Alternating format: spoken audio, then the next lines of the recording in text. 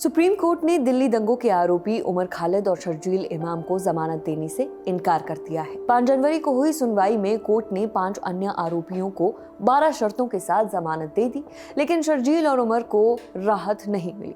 Court के फैसले पर उमर खालिद का पहला बयान आया है। उमर खालिद की दोस्त बनोज्योत्सना लाहिड़ी ने एक्स पर एक पोस्ट किया। बनोज्योत्सना ने अपने सोशल मीडिया एक्स पर लिखते हुए कहा, उमर ने कहा, मैं बाकी लोगों के लिए बहुत खुश हूं जिन्हें जमानत मिल गई, राहत महसूस हो रही है। जवाब में बनोज्योत्सना ने कहा, मैं कल मुलाकात के लिए आऊंगी। इस पर उमर ने कहा, हाँ आ जाना, अब यही जिंदगी है। दिल्ली दंगा मामले में खालिद और शर्जील समेत 7 आरोपियों को मई से सितंबर 2020 में गिरफ्तार किया गया। तब से ये सभी जेल में हैं।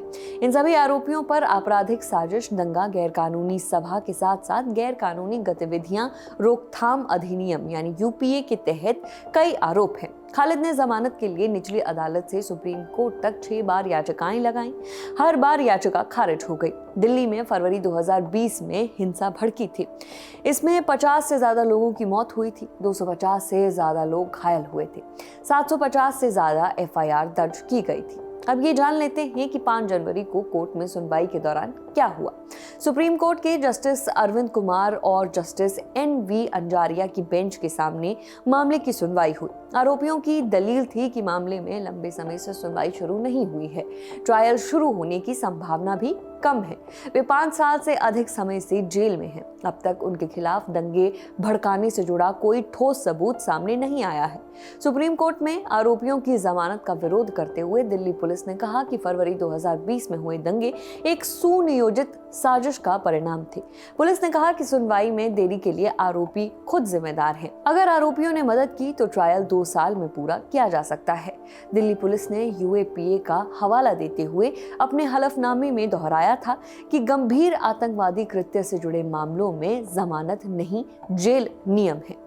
दिल्ली पुलिस ने यह भी कहा कि साजिश को तत्कालीन अमेरिकी राष्ट्रपति डोनाल्ड ट्रंप की भारत यात्रा के समय अंजाम देने की योजना थी, ताकि अंतर्राष्ट्रीय मीडिया का ध्यान भारत की ओर खींचा जा सके और नागरिकता संशोधन कानून यानी सीएए के मुद्दे को वैश्विक स्तर पर उठाया जा सके। दिल्ली हाईकोर्ट ने 2 सितंबर 2025 को आरोपियों की जमानत याचिकाएं खारिज की थी। हाईकोर्ट ने अपने आदेश में कहा था कि प्रारंभिक तौर पर शर्जील और उमर की भूमिका गंभीर लग रही है।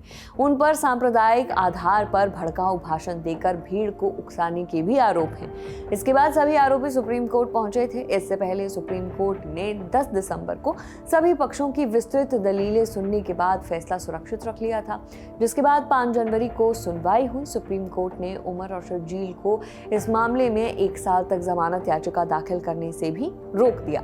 शीर्ष अदालत ने दिल्ली पुलिस को 1 साल के अंदर सभी गवाहों के बयान दर्ज करने का निर्देश दिया।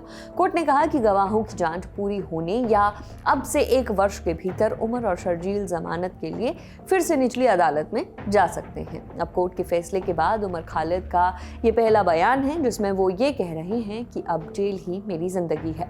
बाकी आप इस पूरे केस पर जो भी राय रखते हैं हमें कमेंट सेक्शन में जरूर बताइए।